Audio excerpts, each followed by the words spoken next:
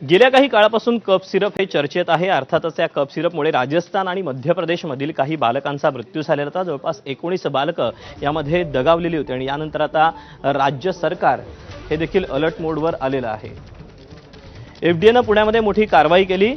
रेडिनेक्स pharmaceutical private limited या कंपनीद्वारे तयार करण्यात आलेल्या रिफ्रेश टीआर या औषधाचा मोठा साठा जप्त करण्यात आला। औषध बनवणाऱ्या कंपन्या, मेडिकल आणि सरकारी दवाखान्यांमधून कफ सिरपचे नमुने गोळा करून त्याची तपासणी केली जात असल्याची माहिती ही अधिकाऱ्यांनी दिली आहे।